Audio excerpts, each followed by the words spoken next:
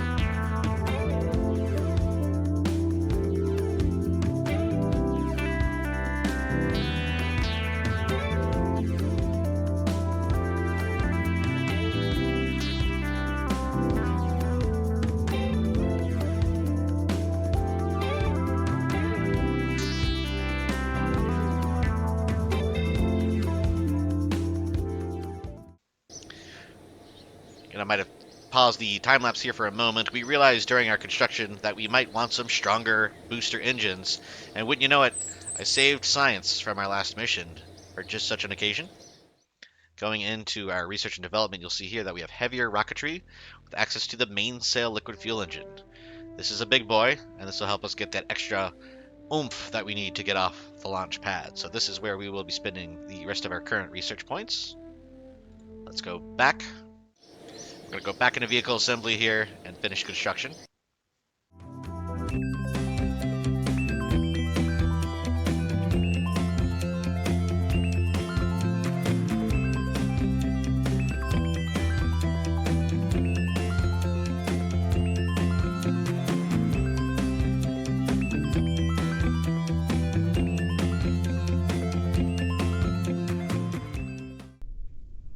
Okay, our fairly extensive construction has been completed. We have what I would consider to be a fairly over-engineered vessel for a Duna mission, but I have a hunch we might be cutting it close with fuel on a return trip regardless. However, we should have definitely enough fuel to get to Duna, land, and then get back up into orbit in case we need to do a safety mission rescue. So without further ado, let's launch up into space.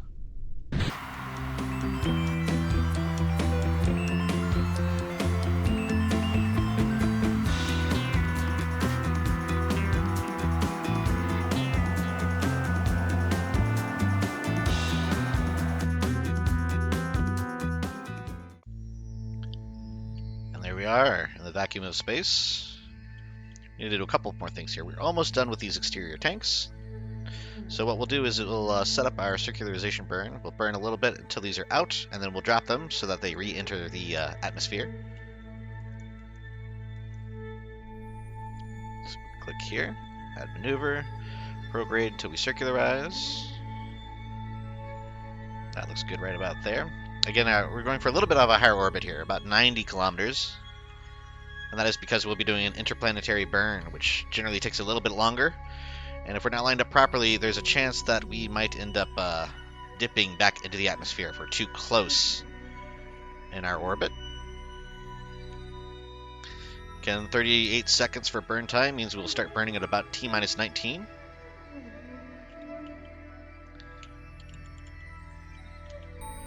Now again, I'll hit this full blast, and all I'm going to do is just jettison these engines.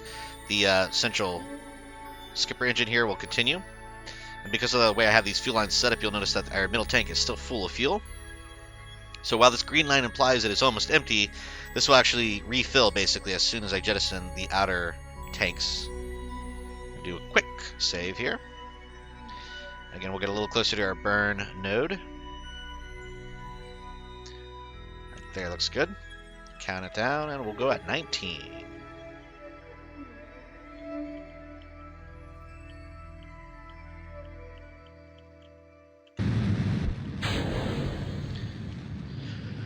Again, immediately dropping off those exterior tanks. We are now on a fully fueled skipper stage here.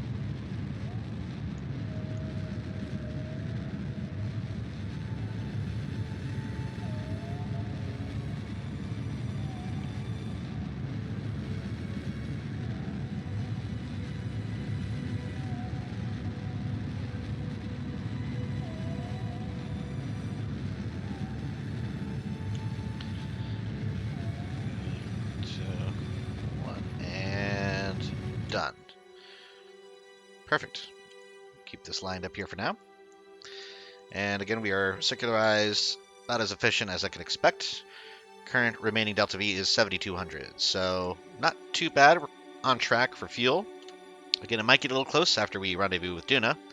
And on that note, we need to check something called a transfer window. Because we launched this craft at what some may consider an inopportune time. We need to be a little bit closer to Duna to transfer. Now, again, the best way to find transfer windows is just to look them up online. That's the best way to figure out the relative positions between Kerbin and the planet you're trying to go to. But I happen to know that for Duna, you want Duna to be about 45 degrees ahead of Kerbin. So if we put Kerbin right here to the right of the sun, Duna should be right about here, this 45 degree marker. Again, currently it's over 90 degrees away from us. So the best way to do that, thankfully our Kerbins don't mind just kind of hanging out in space for a little while. So you can put in a quick save, go to the map, and simply fast forward time. Now you do have the option of doing a faster time warp in the tracking station, but between Kerbin and Duna, you could probably just do it in the map mode. It's not too much of a wait. So we will, again, kind of keeping Kerbin to the right of the sun here, or straight off to the right, we'll eyeball this. And you can also set up a transfer window alarm through the game itself, but I kind of like to eyeball it, to be honest. That looks pretty good right there. Again, the line from Kerbin to the sun to Duna is about 45 degrees. Check our craft here just to see how we're doing. And yeah, it looks okay. They're spinning it back around towards prograde, just because that's how I have it set. But they are still at a nice circular orbit. Nothing's wrong with that. Let's go back to map mode, and we'll go over interplanetary transfers. It's similar to going to Minmus or the Moon. Click on your destination you set as target, and we need to burn prograde along with our orbital velocities. So again, you're going to be placing your maneuver node on the opposite side from the sun, right about here.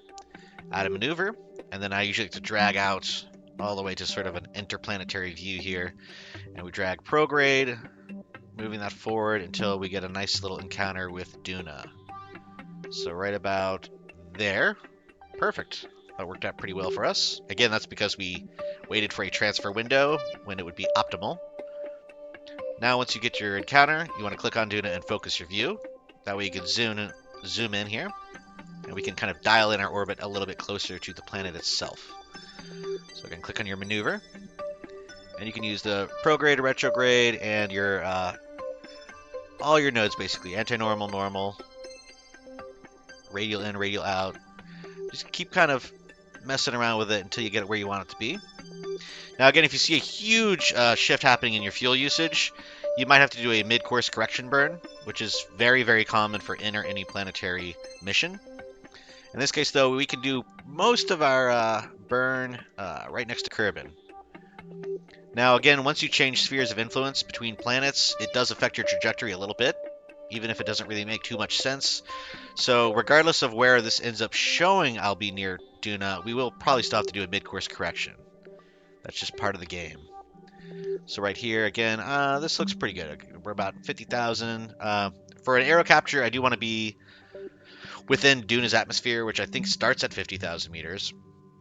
And again, it's pretty thin, so you could dive down into, I think, 15 to 18,000 meters and use that to help you assist in your aero capture burn. You definitely still need to use some engines, but in this case, we're just going to get this close enough, and our mid-correction burn will be where we really dial in our exact coordinates.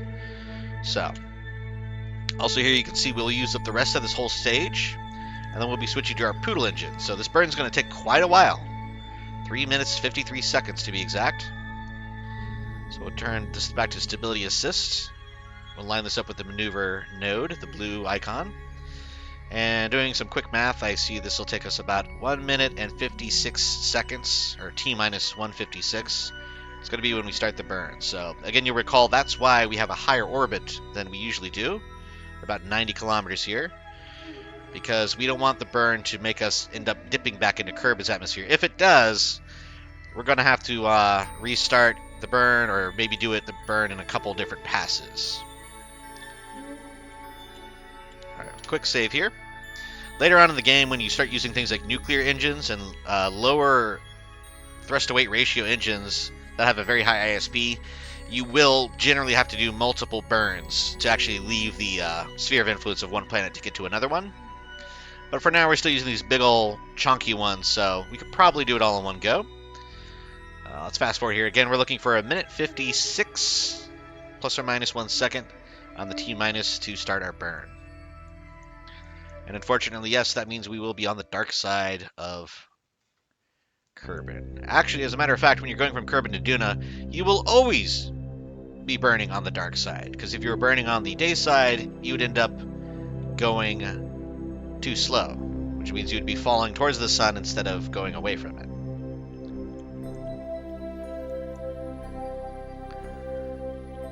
Alright, again, we're getting close to our burn node. I am going to save one last time here, because if you can't tell, we are actually pointed below the horizon, which means that we will be dipping. Our periapsis will be decreasing quite dramatically, so there's a good chance that this might not be ideal. But having said that, let's go ahead and start burning away here. Again, as long as it stays above 70 kilometers, we are in business. If it dips below, we might be in trouble.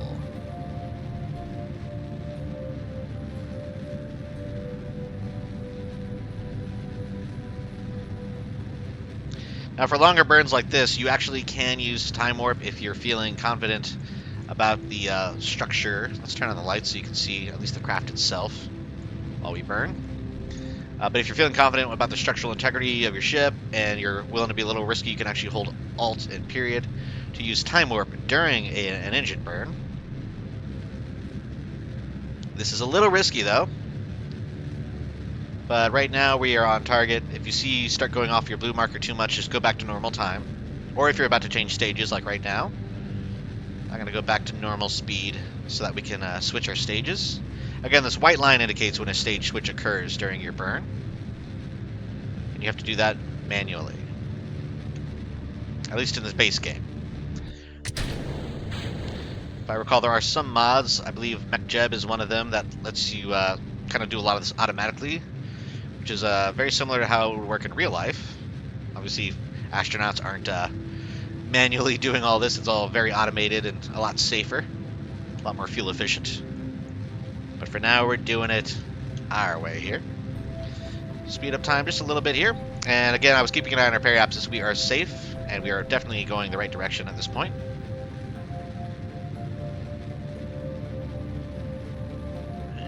go. That indicates we have left our sphere of influence, or we are going to leave it. Let's go back to real time here for the last little bit of the burn. Again, I'm lining up with my target, the blue icon. And what I'm going to do is we'll leave the node up here, but I'm going to basically kill the engines at around 5 seconds. And we'll feather it to get closer to Duna. But I will show you an example of what I mean where this isn't going to be our final trajectory once we switch spheres of influence. 2, 1, and X. I'm just tapping shift here and following our blue node as best as we can. And again, I want to get this as close to 0 as possible for our maneuver. 2, 1, and there it is. Okay, so yeah, right there you can see if we exit off of it, we haven't even technically got the encounter, but we are very close. We're within 54,800 kilometers. So yeah, anymore we're going away. So kill that engine, and we could do more messing around to get an actual encounter. But knowing what we know, keep this in mind, 54,923. If we fast forward to where we leave Kerbal Sphere of Influence, which we will do now,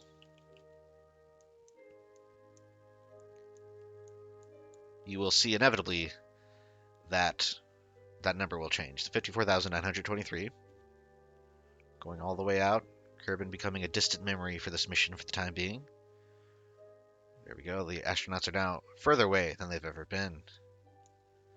And having said that, world first milestones, we have initiated the first flyby of the sun, and we have entered orbit of the sun. So look at that. Our orbit is now teal. And if we look at that closest encounter, now it says 54,923. Oh, it actually hasn't changed. Interesting. So maybe that's, I don't know, possibility whether or not that happens, but either way, we'll do a mid-course correction. So again, about halfway between where you are and where you're going to end up, put a maneuver node down. Again, deep space, you don't have to be that precise. The main reason to do this is that we can adjust our course and also make any planar adjustments, which is like normal and anti-normal, these triangles. It's a lot easier to adjust those when you're between your targets.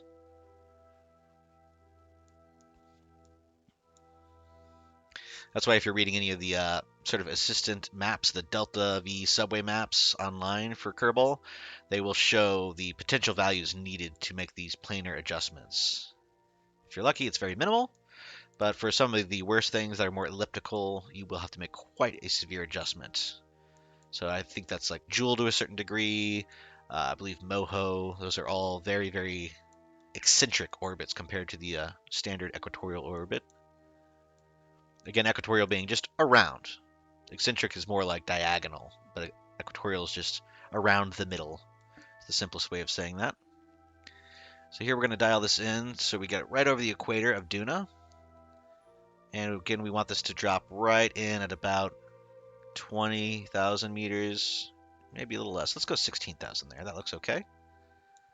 And yes, I know that looks very, very close, but it's a very thin atmosphere, so we'll need to get deep in order to use that to help us in our aero braking. And look at that, that's only 19.5 meters per second, so a 5-second burn. Very, very minimal. We still got a whole bunch of juicy fuel left on board, but we will use a good chunk of this to actually circularize at Duna. Okay, gonna line this up here. And again, yeah, we're good. We've got Kerbals on board, so quick save, and we'll fast forward to this maneuver. Zipping around the sun. Between two planets, on our way to the red planet in the Kerbal system.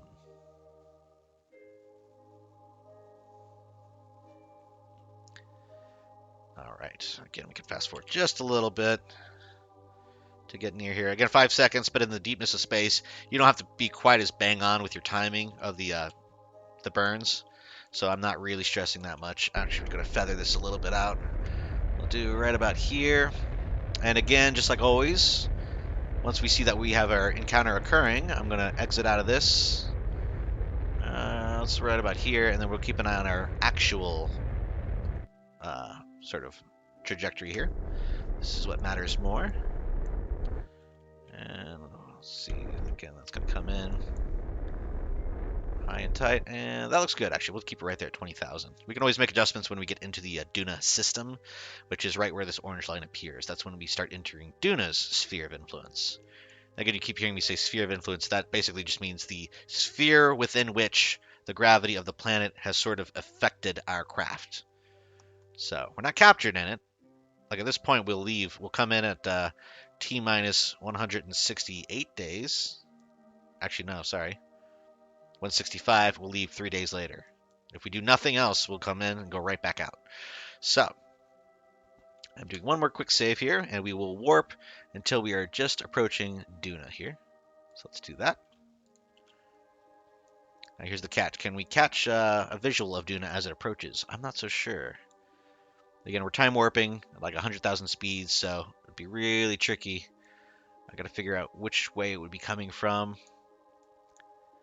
But either way, we'll see the red giant appear here soon enough. It's not really a giant, actually. It's one of the smaller planets.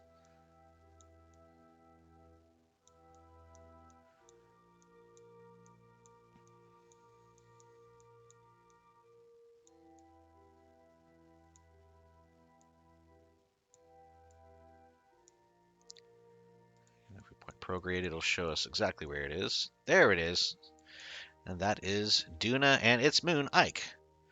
Now, a fun thing about Ike is it is both tidally locked and geostationary. So if you park your spacecraft on Duna and you can see Ike, you will always see Ike. It'll just kind of wiggle up and down in the sky because it is orbiting in such a fashion that it is always visible from the same spot on Duna.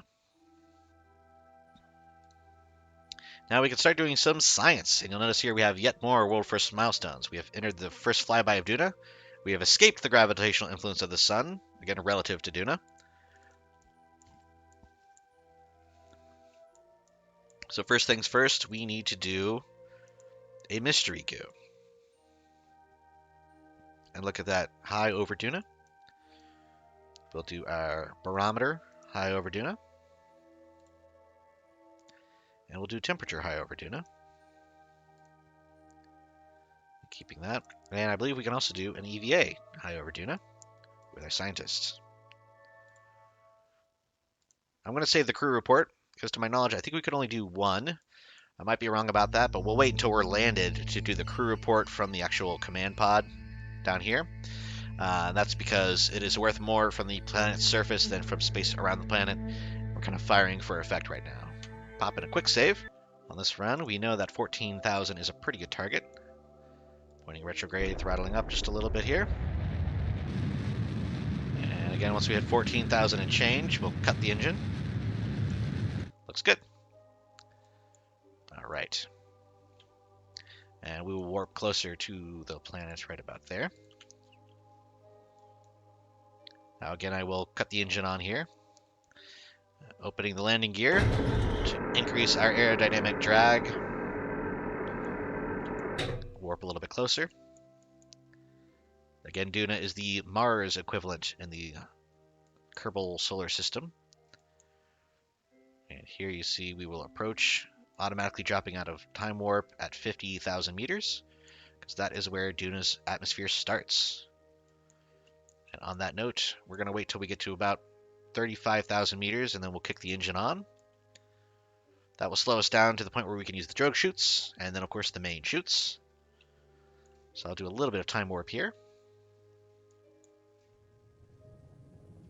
And there we go. Main engine go. Full throttle. Coming through the atmosphere. Do a little bit more time warp here. Oop. Again, if you see that you're starting to veer off of your mark, stop physical time warp, because there could be deviations that physical time warp kind of messes up. So in this case, especially during the intense reheating of a re-entry like this, for the gnarliest parts, I suggest keeping it on normal speed so you don't flip and burn.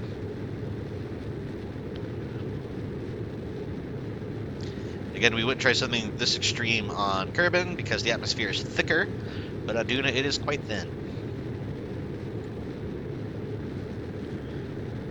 Also keeping an eye on your periapsis here. This is still decreasing time to reach.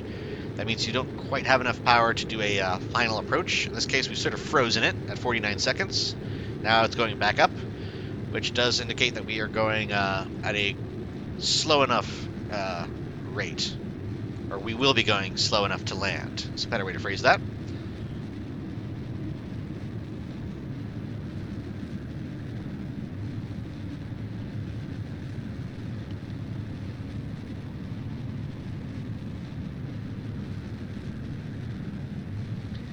Again, we're burning this engine until these drogue chutes are safe to deploy, which on Duna, I recall, should happen around 600 meters per second of speed.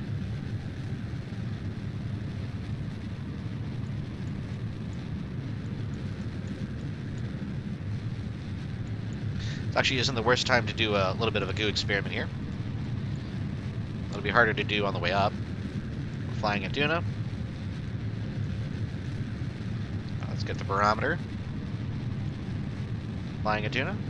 And also let's get our thermometer hitting over here. Log temperature, flying over Duna. Keep that. There we go. Drogue chutes open. Engine cut. Slow enough. We're still decreasing speed. Drogue should deploy in just a minute here. Again, I'm going to use a little bit of physical time warp. And once this slows enough to open the main chutes, we'll do that.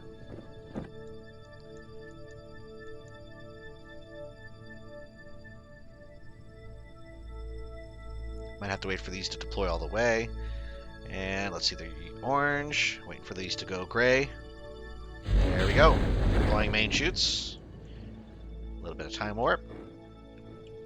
There we go. Out and open. So this should slow us down to a reasonable rate. And again, we'll use that engine right before we touch down to get things a little bit more safe. So just briefly, some additional time warp here. Again, after about 100 meters left before we land, we use Z and then control to throttle down so we're not going too fast. That looks good. Again, if you're going too fast, you might lose your engine, so be careful. Perfect. That is a safe landing on the red planet of Duna. World first milestone. And look at that. Beautiful sunshine in the distance. Recharging our solar panels, and we got a nice view of the geostationary Ike. So as long as we're here, he'll be sitting there kind of bobbling up and down in his orbit. And we can do more science. Another mystery goo. This is from Duna's Midland Sea. Let's see here. I think we've done all of those. We'll do this barometer. Pressure data for Midland Sea and temperature for Midland Sea. Oh wait, we've already got that one. We'll keep that one.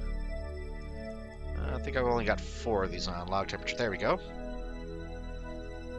Excellent. Data collected. At this point, I'm going to do a quick save. Since we have successfully landed and everything looks fairly safe. We still have a good chunk of Delta V left. I believe this might actually be enough to get us back home all in one trip. So hopefully that means no rescue missions for this crew. Bill's going to EVA first. Simply to repack our chutes. He could do this in space. Oh, level 1 skill level is required for the engineer to repack chutes. Uh-oh. What does that mean? Well, we might have to get creative on our return trip. But there's no other way for him to get skill levels. I believe you can level people up in the mobile processing bay, the science lab. But what that means is effectively we can get the ship all the way back to Kerbin orbit. We'll just have to send a second ship up as a sort of a ferry to ferry them down safely. But that's okay. We'll deal with that when it comes to it. I didn't realize that you couldn't repack chutes until level 1 as an engineer, and he hasn't really done any missions yet. So good to know. Bob, however, will go EVA for some science. Okay, letting go. Jetpacks work fairly well on Duna, but they are not enough to really maneuver around like you could on the moon or Minmus. You're not going to be traveling long distances with a jetpack alone. So keep that in mind. Don't rely on it. Again, like we can take these big jumps like this, but you will come down pretty quickly. So you can kind of take these little 100-yard jumps, which he's going to do to this rock. And before I do anything else, I'm actually going to check our mission control back at the Space Center. Because now that we're at Duna, we might have missions related to Duna. So let's see here. Do we have anything? Plant a flag on Duna. Well, let's accept that, since we're right about to do it. Otherwise, everything else looks standard, so luckily I checked that before we plant our flag. Going back to the tracking station, and we will go back right over to Bob on Duna. Alright. Again, we've got the walked on surface of Duna, world first. Right-click him, we can take a surface sample. And look at that, it's going to get us 240 science just for the one sample. I believe also, if we get close enough to the rock, we can pick up Duna stone. So we'll do that.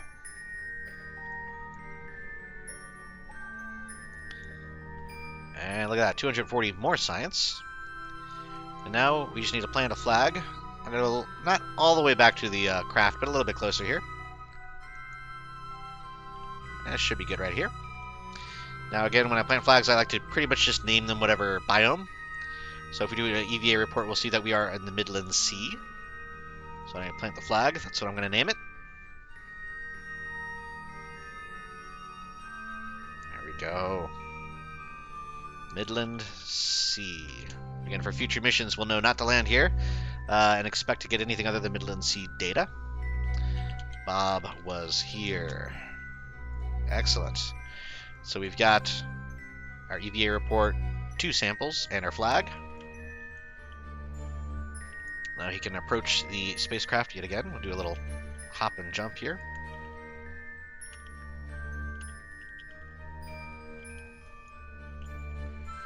Now again, turns out I didn't really essentially need these ladders, but it is good to have it and not need it, then need it and not have it.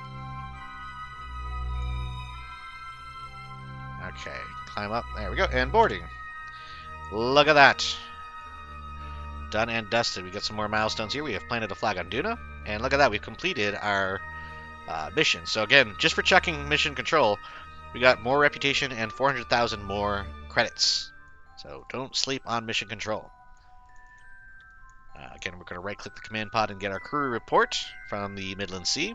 40 extra science. Keeping that. One more quick save, and we are effectively done with our mission to Duna. I know it was short and sweet, but that's all we really needed here. Let's see here. We'll check the map.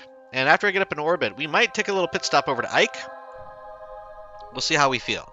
Because Ike is actually very, very small. It's way smaller than even Minmus. It's actually kind of hard to land on Ike because it is so small. Your craft doesn't really fall to the ground. It just sort of bumps into Ike. It's more of a captured asteroid than a planet. So it's also very, very lumpy. There's not a lot of flat spaces. But if we're sitting on tons of fuel after we reorbit around Duna, I might take a pit stop there.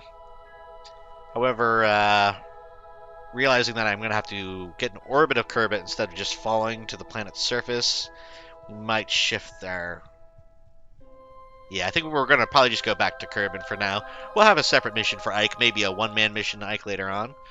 So, for now, again, we will check here. We want to be launching up and to the east. So that means pointing towards that 90-degree node once we launch. Let's throttle up and see what we see. Again, when we run out of fuel in these exterior tanks, we will ditch those, and our tank will still be full in the middle.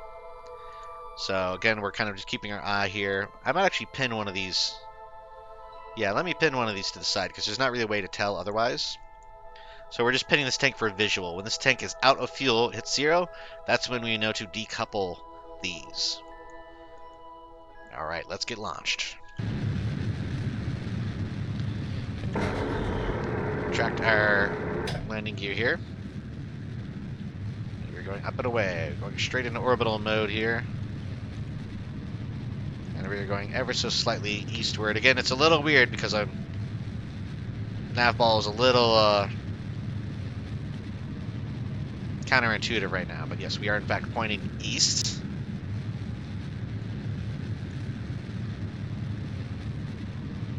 Now bring up maneuver mode, and again, launching off of Duna is similar to launching off of Kerbin. You just sort of take everything and mentally sort of shave it down a little bit to almost 50%. So again, we'd like our gravity turn to be occurring, around 5,000 meters instead of 10,000 meters. We'll go back to sea level for that.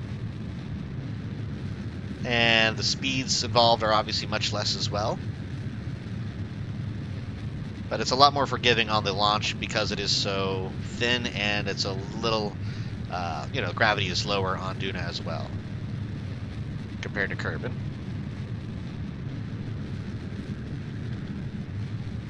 Gravity's much lower, actually. Not a little, but much lower. All right.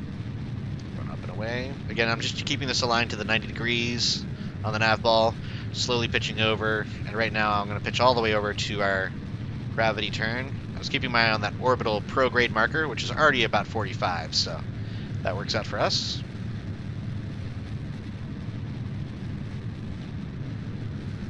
And you don't want to go over too sharp, but our time to apoapsis is still increasing. That I still kind of use the same on this to be about 55, 60 seconds.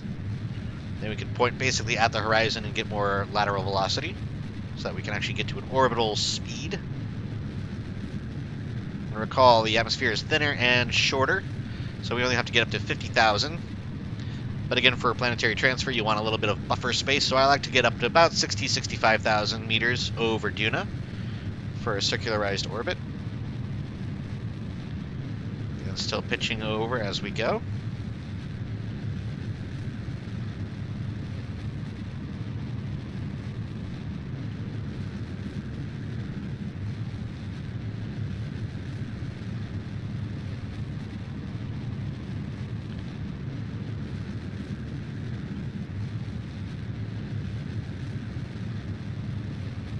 Looking good at this point. You can see here we're at T-minus 54 seconds to apoaps. Right on the target. I'm going to basically prograde right now. It's going down a little bit, so I don't want to point too much more towards the horizon. But our engine's efficiency will increase because we'll get lighter. Eventually we will ditch this outer tanks, but right now they still got some fuel in them.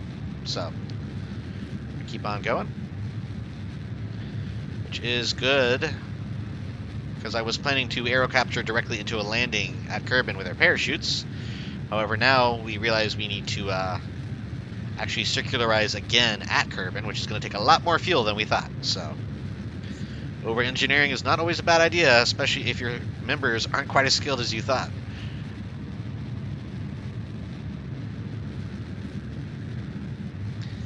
Apoapsis is here showing 23 kilometers and rising.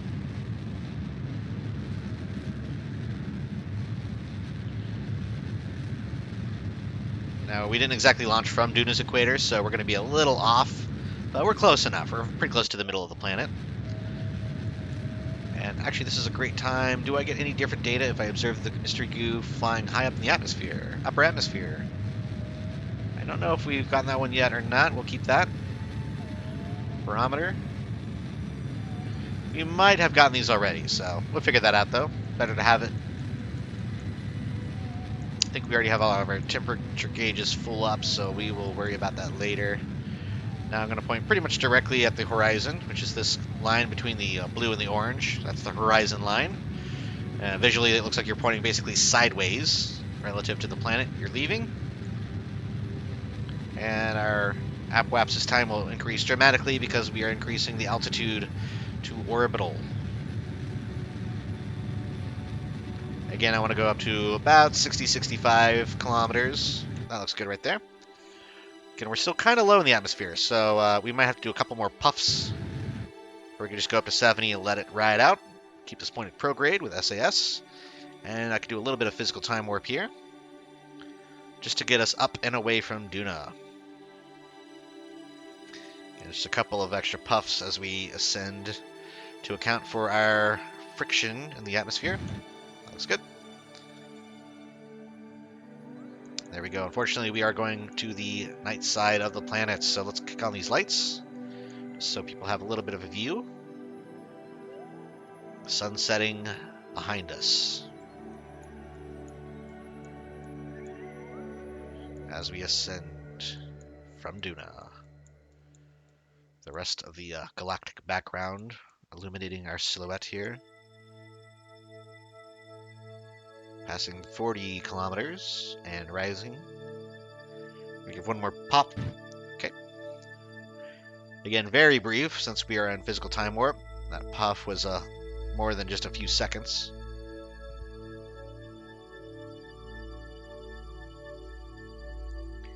And here we go. Getting all the way up. And we have about 4,000 meters per second of delta V remaining,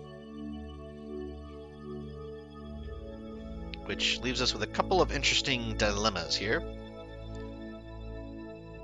One of which being I'm not sure if that's enough to land at Kerbin. There we go. Another milestone on the books. We have entered suborbital flight above Duna. That's because we haven't circularized yet, which we will do post-haste. Again, I'll wait till we're about over the equator right about here. That way we can add a little bit of a radial maneuver to get us flat. And we'll add some speed. And look at that, 41, 81. When your orbit's like that and you want to shift it, but you don't really want to change the circularization, that's when you can use your radial in, radial out. And when you know it, there it goes. Periapsis is 58, apwaps 67. We can shift that a bit more. And again, this is just kind of messing around with the nodes independently of each other. We're going to have to recircularize at some point, but this is good, again, just to get us above the atmosphere and on a fairly stable equatorial orbit. Again, very brief burn, only, 18 seconds, so we'll burn at T-9. Again, we still have some fuel in these exterior tanks, so we're going to keep those on because that can only help us at this juncture. I will do a quick save. And let's get fast forwarded to our burn marker here.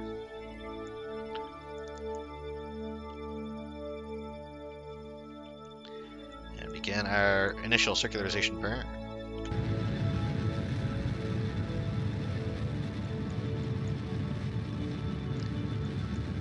Now again, aside from getting above the atmosphere, the primary purpose of this burn is just to sort of reorient us into a flat equatorial orbit, so we're not as eccentric as we were. That looks good right there.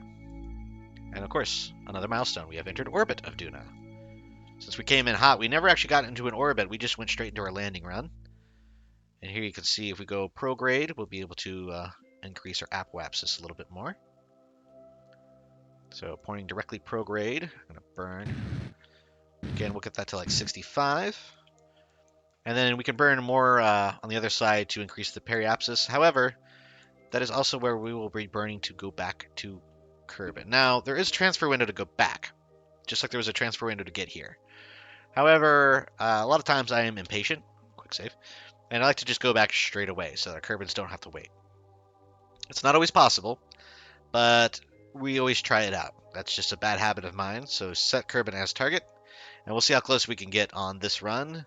If it looks like it's going to take a hilariously large amount of fuel, then we will wait for a proper transfer window, which you always should. Again, this is kind of a do as I say, not as I do moment. But for return trips, if you're at a planet that is further from the sun than your target planet, you actually burn on the opposite side. So effectively, I'm burning on the sunny side of Duna. And by burning prograde to the left this way, we're effectively slowing down relative to Duna, which means we will fall, quote-unquote, back towards Kerbin. Again, planetary alignments and orbital mechanics is a little outside of my range of understanding, but I do know that if we go this way, it gets us closer to that. So best way is just to show you. So we'll increase our prograde, and you can see that starts shrinking our orbit back down towards Kerbin. And we're looking for another intercept here. And there it is. It's very far away. So our closest approach will be here. Kerbin's going to be all the way over here. So that means basically we're nowhere near a transfer window. However, in the brief interim, you can actually, as I did earlier, you can drag your maneuver node around just to see if there's a way to kind of get them to be closer to each other. In this instance, it looks like it does get a little closer if I go like that way. A little bit more to the right. I can slow it down, speed it up more. And look at that. We can kind of force an encounter, actually. But the question there is, will we be going way too fast? That's the other problem. Because if you're going too fast, we can't circularize. And we definitely can't aero capture because we don't have any parachutes. So I'm going to exit out of this. And we will do the mature thing and look at our transfer window. So I'm going to have to check that real quick here. And again, I just Google it. I Google KSP transfer windows. You can set an alarm up in the game itself. You can click on the alarm clock, and you can add a create alarm. You can go to transfer window or SOI change. I believe this is called planetary transfer window. Tune into Kerbin, and this isn't a bad idea to actually look at the time until. This says in 260 days we'll have a transfer window. However, I like to look online just for the angles and have that as a reference as well. So theoretically, 260 days from now, we'll have a transfer window. And thank goodness that Kerbals don't require life support in the base game, because they would probably be running out of oxygen and food by that point. For now, we can play it by ear. So let me exit out real quick here and do a fair bit of expert research, aka Googling. KSP transfer windows. We'll look at the little picture. Now, most transfer windows always show from Kerbin out to other planets. So it doesn't hurt to go to a transfer window planner, or launch window planner. You can click your origin as Duna and your destination as Kerbin, and plot it.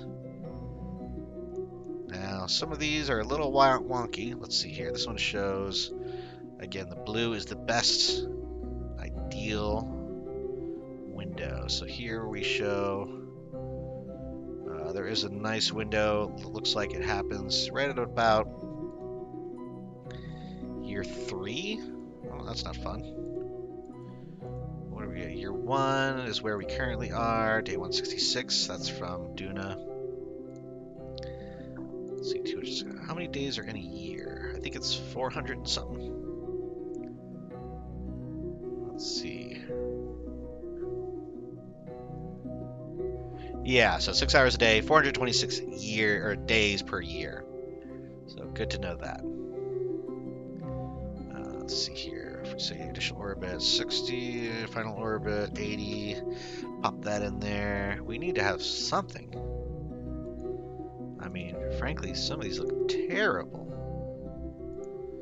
What is it right now? We are on year 0, 389 days. That's not the actual, that's... Let's go back to the KSP real quick. Space Center. KSC. And here we are on year 2, day 17 is our actual current date.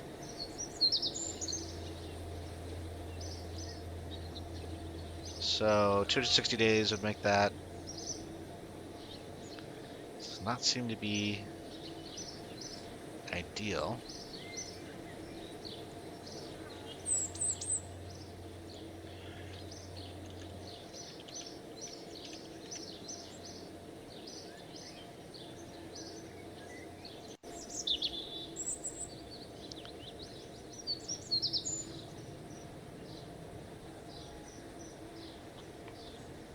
Ah, I see. 75 degrees behind Duna. Okay.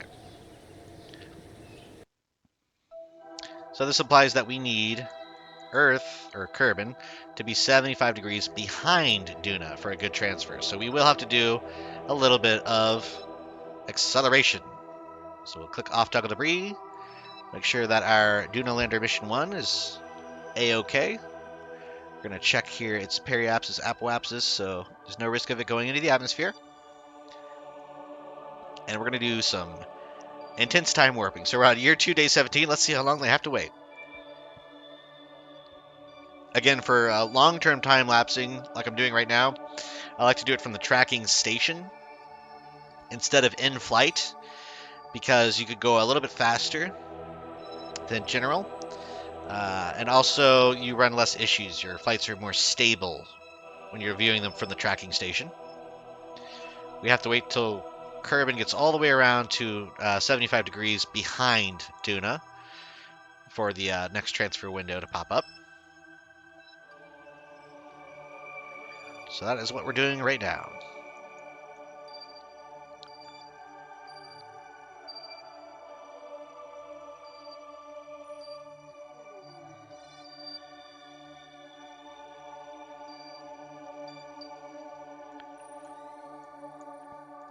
Again, there might be a slight inclination change on the way, but this is probably our best bet.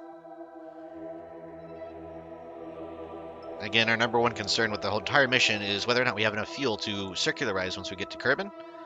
As I stated earlier, I was planning to have the parachutes repacked in orbit of Duna so that we could use aero brake and just go straight into landing once we return from Duna.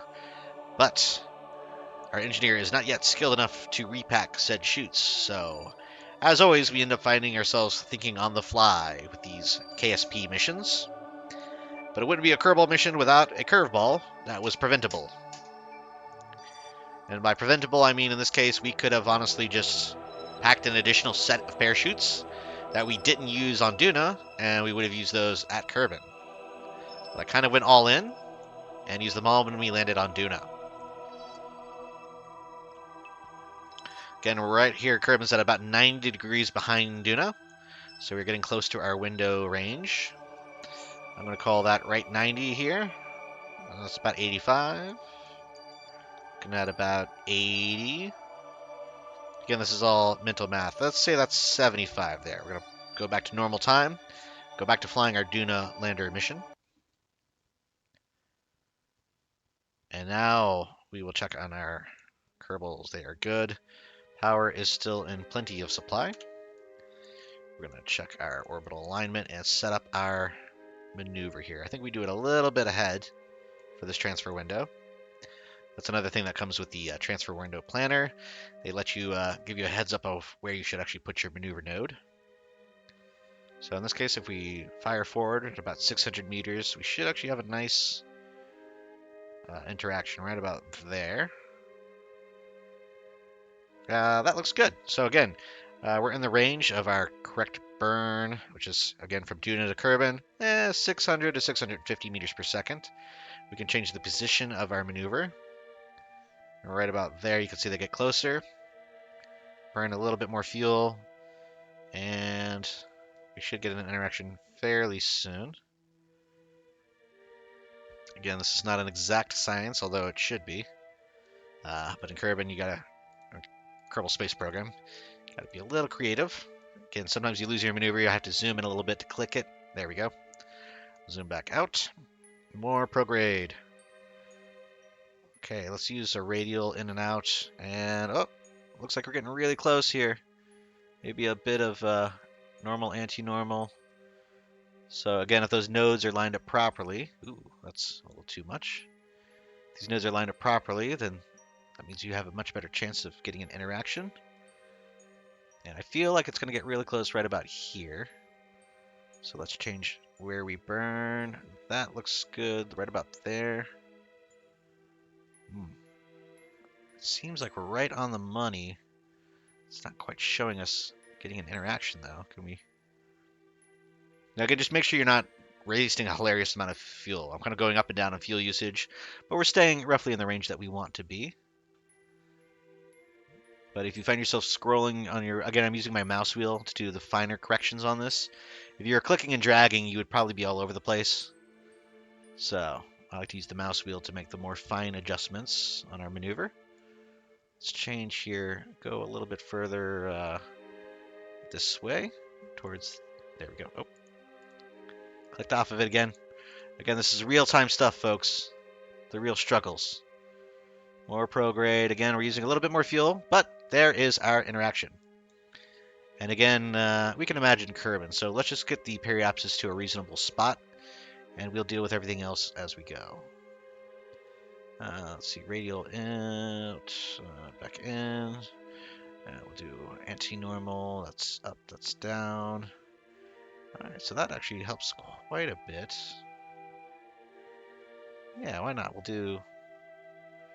Use the... Again, this is actually decreasing our fuel usage, but it is getting our periapsers closer to Kerbin. We'll say right about there, looks good. Yeah. And again, we will do another mid-course correction burn, so this is not a final approach kind of burn, but we do want it to get close. Look at that right there. That's 150,000 meters. That's as good as it's going to be right now. So we'll lock it in. Again, we're using a little bit more fuel than might normally be necessary, but that's okay. We will drop these engines as soon as we get to the white line here, so that we are not holding wasted fuel on the craft, or, empty fuel tanks, rather. So, on that note, it will tell us here, thankfully, during the burn, when to drop this stage. So, let's do another quick save. And again, 1 minute 33 seconds. Quick math tells us 46 seconds is our T minus. That's when we'll start the burn. Let's fast forward to that point. And our Kerbals will say a brief prayer here and hope that I don't dip into the atmosphere. Again, around Duna, that's not as big of a deal as long as you stay in the very, very upper parts of the atmosphere. A little dip isn't going to hurt you that much. It will affect your burn, and it will waste fuel, so we don't want to do it, but I'm not going to stress out as much as we would around other planets. Manually fast forwarding here, and here we go. 46 right now. Again, manually kind of keeping this pointed directly on our blue maneuver node on our nav ball down here. That's our focus right now. I will occasionally glance over slightly to the right just to see when this goes past the white line on our burn bar, because the engine will keep burning regardless, so that's not going to indicate one way or the other. We'll have to just manually detach these guys when they're ready to go. You can see here the fuel decreasing ever so consistently.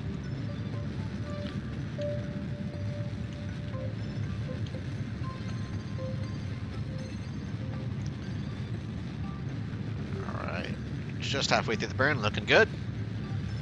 Now this will add some space debris because these will not fall back to Duna. They're already on their way between planets, but I don't care. Trying to save some Kerbals.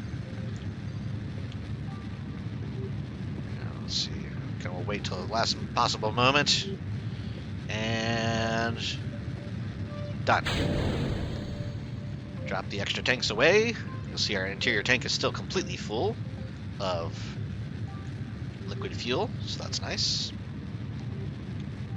And we still have about 3,300 meters per second of delta V left in the total spacecraft. 6, 5, back to the map.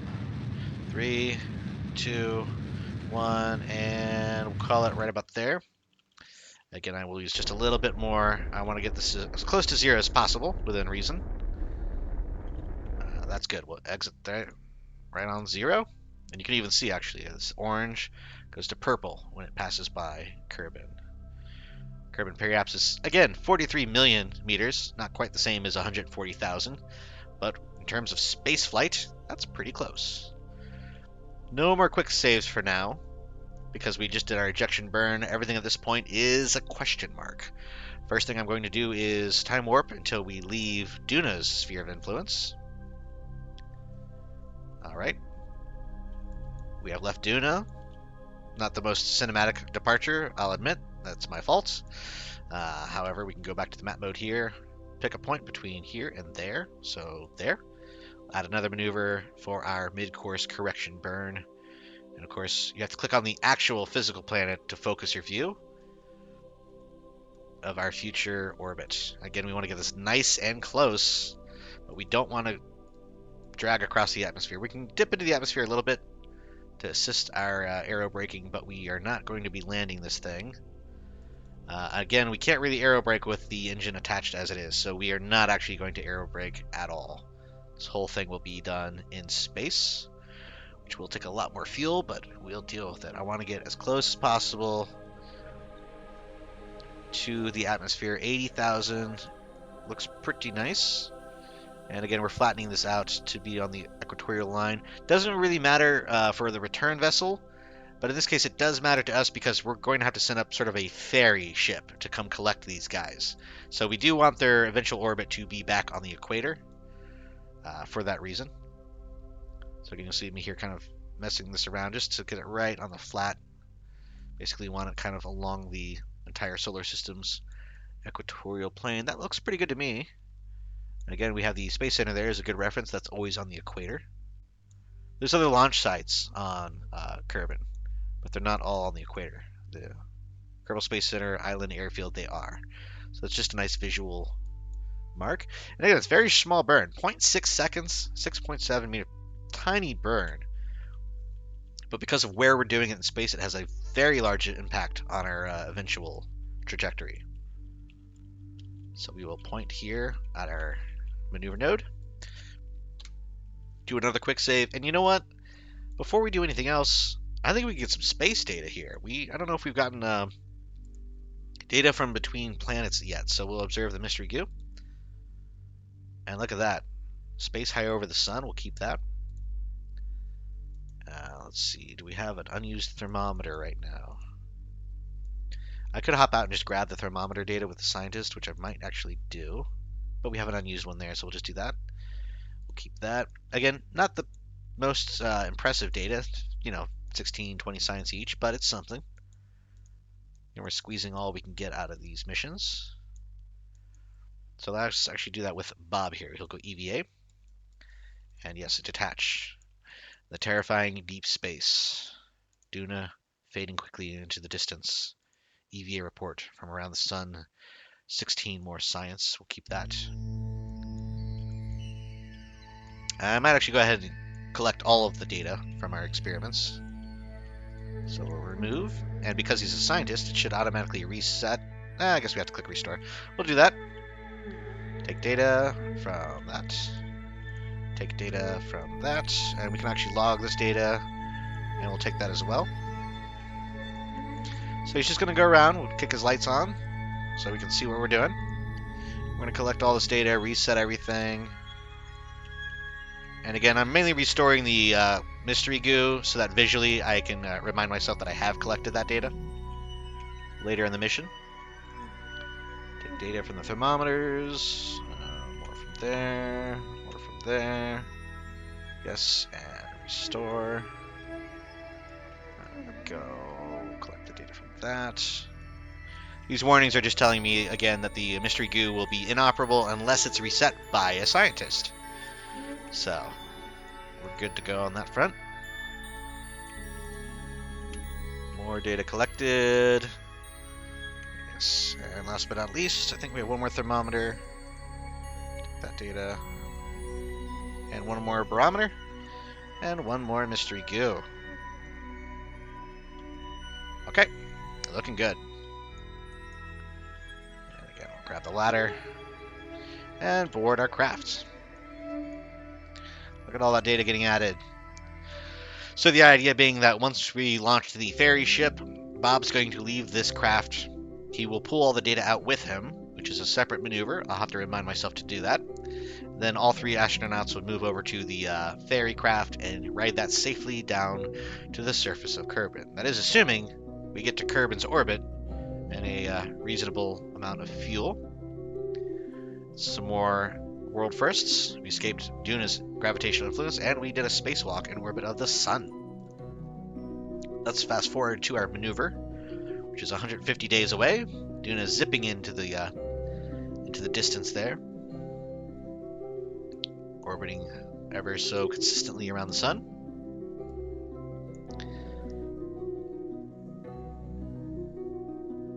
And again, this whole maneuver I will be doing while focused on Kerbin, because that's our primary target here. Probably better to look at the craft than the sun glaring into our eyes. Okay, time warp complete. Let's go to the map. And let's see here. Currently our orbit takes us way out here. We're basically skimming along Minmus's orbital track. We want to get nice and tied up against Kerbin at about 64,000. I do realize this is actually showing within the atmosphere, so we're not going to go quite that deep. I'll probably take it to about 85,000 meters or 85 kilometers. But either way, we should be good. So again, throttling up just a little bit. We can take all the time in the world to do this burn. We have months until we actually return to Kerbin. So there's no rush. A little interaction with the Mun there. Again, we'll keep the maneuver active just to give us a guide, because we do want to end up on that equatorial plane. Now here's the issue. I'm very briefly throttling this up, and our perhaps changed just wildly. So what you could do in this instance is actually right-click your engine itself, and you could set a thrust limiter. So I put the thrust limiter on like 5. So this will only give us, even at max throttle, we're only going to get 5% out of this limiter. Which means if we feather the throttle, it goes a lot smoother because we're barely using any fuel. This is like 1% of 5% of our fuel. So it's a good way to make these very fine-tuned adjustments on your orbital path. We can exit out of this now. And again, we want this to get about 80 to 85,000 meters, which it is there. Perfect. And that is an approach orbit. We still have over 3,000 meters per second of fuel. So hopefully that is enough. But in the meantime, let's time warp until we are in Kerbin's sphere of influence. Again, briefly, we can see how our approach looks to Kerbin. We'll be coming up on it from the inside of the orbit, actually. We dive down briefly. So let's warp. And again, we will be kind of flashing around the planet. If my rough calculations are correct, we should see Kerbin approach from the exterior here, a little bit further away from the sun. But we'll see. It'll be very small either way.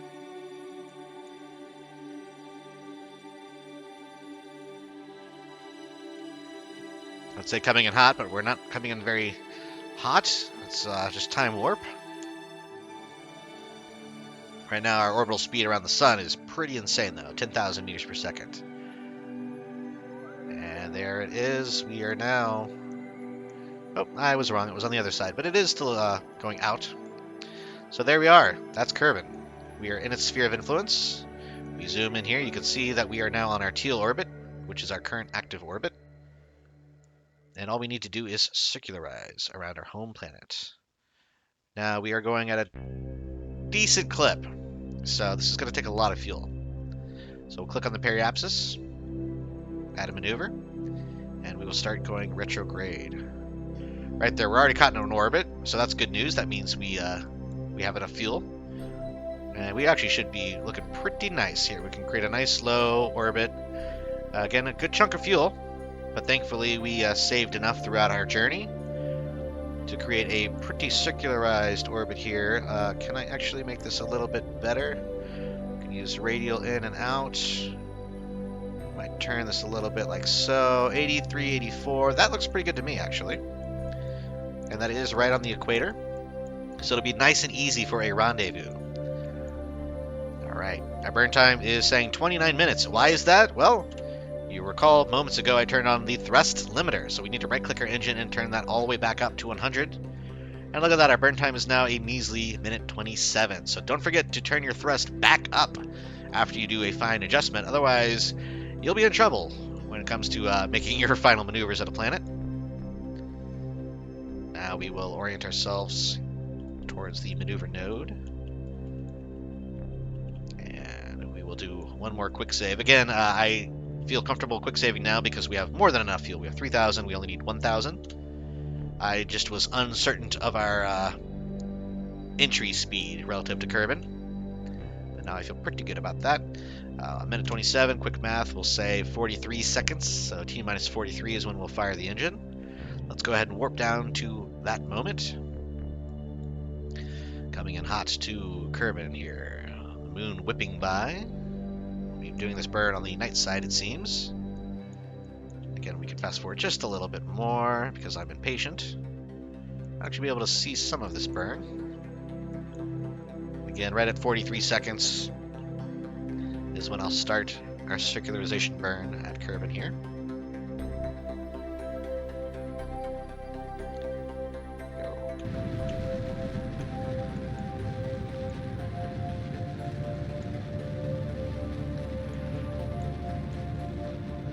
Lighting up the night sky. You can see the lights are still on, and somebody is definitely home in our crew cabin here. Whipping around the planet. We're going to be approaching our periapsis momentarily, which again is right on target. Again, we'll know we did our math correctly if this T minus hits 0 when the burn time says 44 or 43. 1 second is not the worst deviation. And 0. 43, yep. Looking good. Staying on that blue maneuver node. We're not really worried about retrograde. They are both pretty close, though, because we are burning mostly retrograde. Again, this matters a little bit more than normal because we will have to create one more rendezvous for this mission to be officially complete.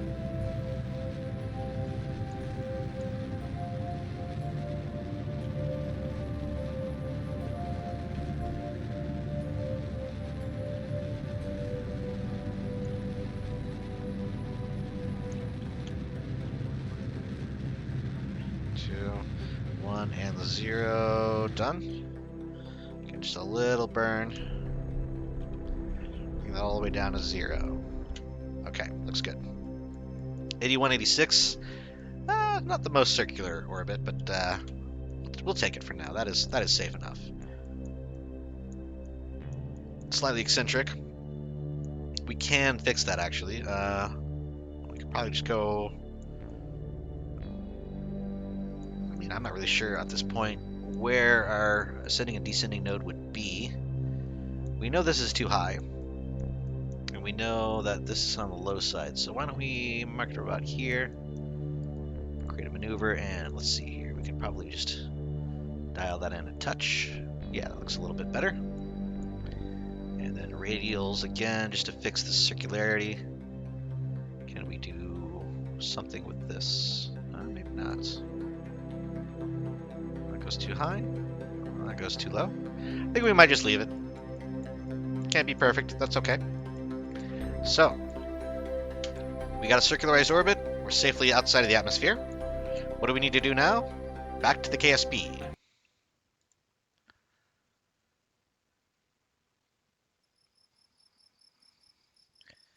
And here I will devise a very simple rescue craft in the vehicle assembly building. So we need 1 pilot and 3 open seats.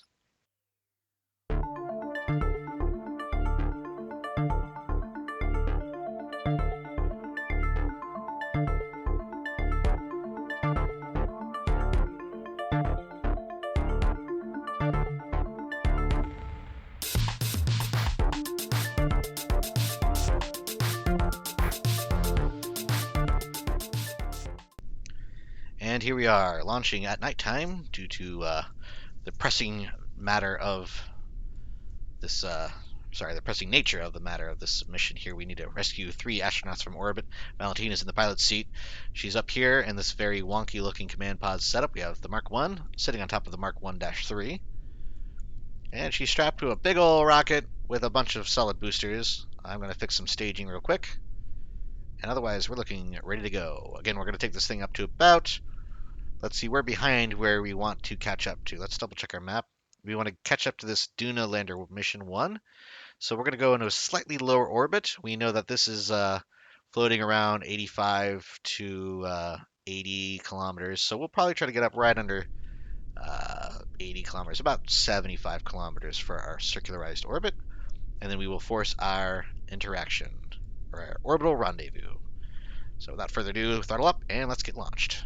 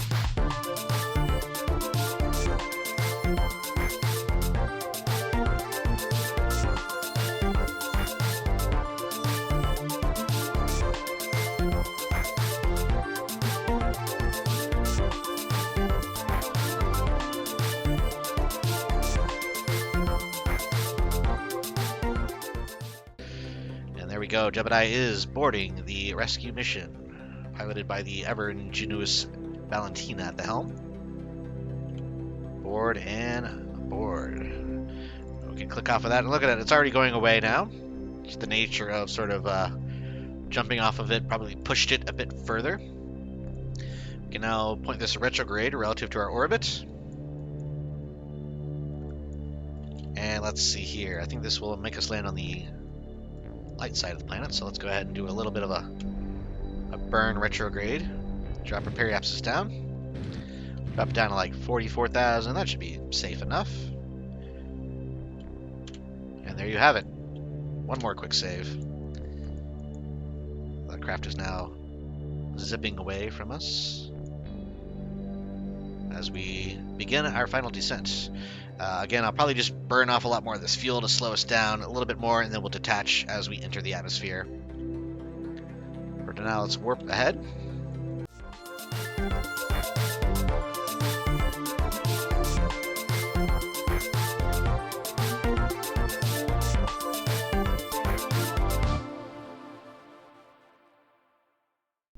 And there we are, splashdown. Finally recovered the team from the Duna Lander 1 mission. Valentina is the taxi driver, if you will, for this particular rescue mission from low Kerbin orbit. Again, Bill will now have the experience required to repack parachutes, so this should no longer be an issue on future atmospheric missions.